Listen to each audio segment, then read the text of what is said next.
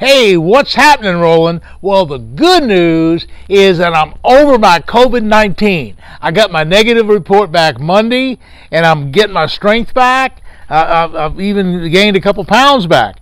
And one of the things that happened when I was so sick was this thing here.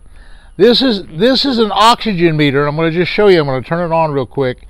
And for a long time, my oxygen was way down in low 80s, even 70s. And so it was almost to the point where I was going to have to go to the hospital. So what I did, now see, it's way up high now. I got 96. It's way up high to 96. So 96% means that my lungs are clear, and I'm kind of recuperated, and I'm not tired anymore. I have my energy back. And all the good things that are happening. But I was a sick puppy. Okay, now one of the things I've been doing this week, since Monday, we've had a hurricane. Hurricane Eta has hit. And if you notice all the birds back there, and that's actually a dock that's underwater, all that whole back area is all flooded right now. And so consequently, the lakes that I normally fish, all the places that Ave Maria and Okeechobee and all the A1 areas and all the new Fellsmere grade, all that's flooded right now. Kind of high. Fishing's not real good, and I'm just kind of recuperating anyhow. So I haven't really been fishing, but I've been doing a lot of projects. Now let me just show you some of the projects I'm doing. One of the things that I'm doing is right here. Christmas is coming up. It's almost Thanksgiving, and so consequently, I had all my family members. They all wanted bowls. So I've taken and I have half finished them. I've got 17 or 18 bowls here, and they're all acacia wood bowls. And I've half sanded them. I got to go put them through another sanding process, and I'll sand them down. And I've recorded the weight. And so as they dry out, and they're dried out just to the right amount, they're almost ready to finish. And when I finish them, what I'll do is sand them real good, and then put the polyurethane on. Okay. The other thing I'm doing is in my shop right here, which are kind of cool, is I have all sorts of molds that I'm doing for the Lure Works people. I'm making molds like the big worm molds and all kind of Cinco molds, and I got this stuff from Lure Works that's a silicone to make my own molds, for that matter. But anyway, so I've been making some lures. Now let's go inside and show you another thing. I've really been busy all week. I've really been busy. One of the things that I'm doing is I put new power poles. This is my new Z21, and now I've replaced Sean, my assistant. That's a 10-foot power pole. The 8-foot, I've noticed the 8-foot wasn't long enough. So I've replaced all that. I had to take all the pumps out and all the stuff. So that's been like 2 days of work right there, just getting this thing. Now I notice when I'm recuperating from this COVID-19 is that I don't have quite the energy. So every 2 or 3 hours, I might go sit down for 15 or 20 minutes, kind of take it easy, drink some water, and then get up and go again. Okay, the other thing I've been doing. Okay, look at this. It's really kind of cool. And that is, I was supposed to be hunting this week in Montana. This is my prize rifle. This is my big 6.5 by 300 Weatherby. It's got a shilling action. It's got a heart barrel. It's got a Smith & Bender PM2 scope, real nice expensive scope. It's got a Schneider Schnock. Anyway, it's got all kind of neat stuff. And it shoots a giant bullet. Look at this bullet. This is huge. That's a 6.5 by 300 Weatherby case. It's really hot load, and look how extremely accurate it is. Look at that. Look at this. It's running at 3,282 feet a second. It's a 140 grain burger, and look at that kind of group. That's 3 shots. That's just exactly where I wanted to shoot. I wanted just a little bit high. Okay, so it's perfect. It shoots perfect. Wonderful. Okay, that's been a big deal. Just sighting my rifles in.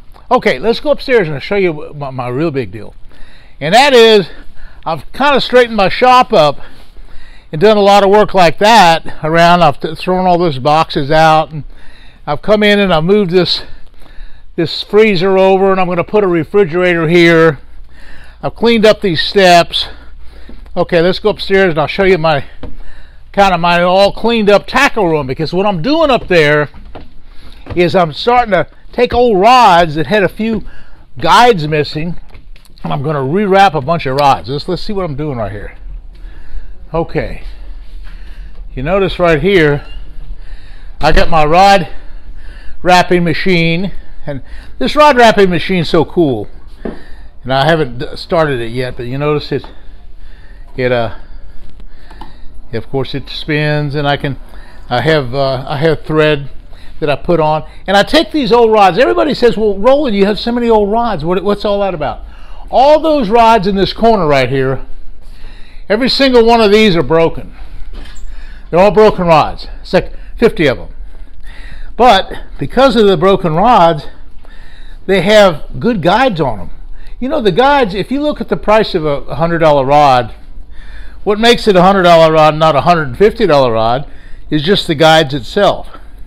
So I go through all the broken rods and I find the ones with the really good guides, take the guides off, and now with all the threads that I have and all the epoxies I have, I can now put new guides, say on this rod right here. See, there's a guide missing there, a guide missing there, a guide missing there, and put another tip top on. Now, you know, let me just explain rods for a second. For 30 or 40 years I've had different contracts with Fenwick, with Bass Pro Shop, with my own rod companies. And so consequently, these are beautiful rods, for example. These are all wonderful brand new rods. These are wonderful brand new rods. But like here's a Roland Martin rod we haven't made in 15 years, brand new in the box. We didn't sell it, so that's just a rod that's just there. Okay, I can't use it because now I have a contract with Favorite. My favorite rod company is right here. Okay, now take a favorite rod like this one. Here's one of my favorite Emperor Series rods. It's just a wonderful, wonderful, wonderful rod. It's just perfect. It does exactly what I want, but it's missing one guide. No problem. I'll take a guide off on one of these old broken rods, make sure it's a good guide, wrap it on there, and in a few minutes be done with it. Now this also, the tip top on this particular rod has lost its insert. So even though it looks like a good rod and a good tip, it's really kind of not. So what I have to do is I'll take that and heat it and pull it off and put a brand new tip top on there. So all these are all the favorite rods. These are all the contracts that I have now, and these are all rods that I just really love, and they're just perfect rods, but they need a guide or two. So that's one thing. And then I just cleaned everything up. I threw a bunch of stuff away. I've packed all sorts of new stuff now. I got my shop all ready to go. So man, I'm in high cotton. So that's what's happening in my world, getting ready for a good fishing. Now, the doctor said, in my case, to be kind of careful. Don't strain myself too much.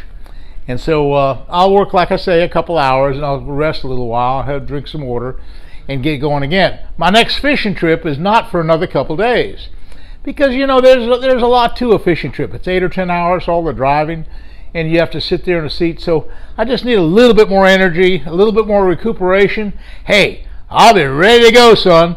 So that's what's happening in my world. A lot of projects, a lot of looking forward, a lot of good fishing. So folks, stay healthy. We'll see you again soon. Thanks for watching.